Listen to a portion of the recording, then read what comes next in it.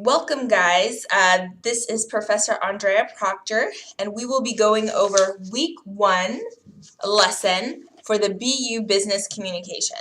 A little bit of background. My name is Professor Andrea Proctor. I have my master's in communication from Cal State San Bernardino.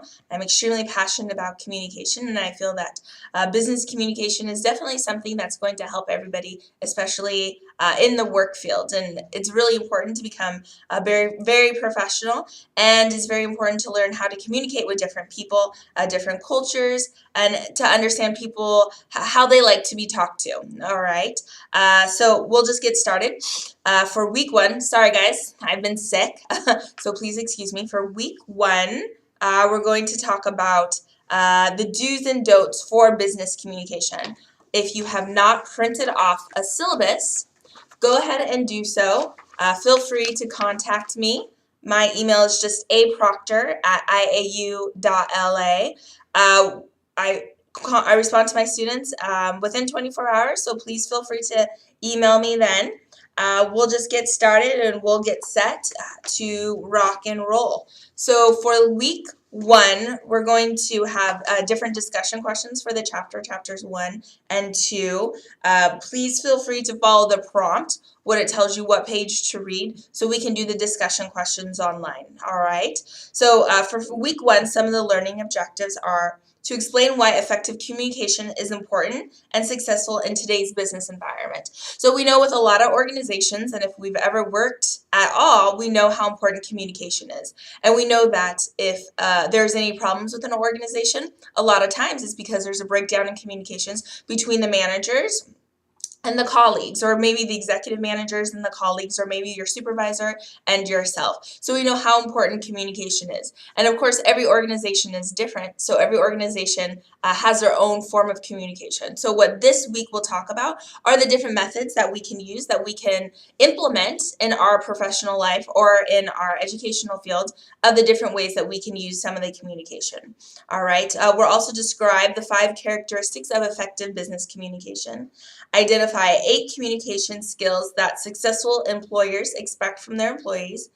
Compare business communication to social communication. I think we're seeing a lot of social communication kind of infiltrating our business communication. For example, if you've ever received a work email and instead of typing out the word, people will use esoteric terminology that they use in social media. So instead of typing out the whole entire word of because, perhaps they'll just use the word cause in business communication. So we kind of want to have our barriers when we're using our social communication versus our business communication. Also this week we're going to explain what must occur for an audience to successfully receive, decode, and respond to a message. A lot of times with my classes, if I'm going to say something, I'll have to make sure my students understand what I'm saying. And so it happens more often than I'd like to, but I want my students to know that I'm trying to communicate this message effectively, because I'm the sender. I'm trying to send out something, but it's really important that you understand what I'm trying to say. And so oftentimes in my class, I'll have my students either repeat it back to me, or I'll ask them what the next step of the assignment is, or what the next step of the project that we're going to do, even though I just explained it, so I know that they know that they've been listening. All right. We're also going to discuss the importance of ethics in business communication this week. Describe the advantages and disadvantages of working in a team. And I think everybody has had some type of experience with working in a team, whether it's being positive or whether it's being negative. Working in teams, it's good sometimes to get different ideas and different inputs, but a lot of time working in teams, perhaps there'll just be one person that's doing a lot of the work. And that's why a lot of people don't like working in teams. But unfortunately, in the professional world, you're always going to have to work with a team, because that's your colleague is your team.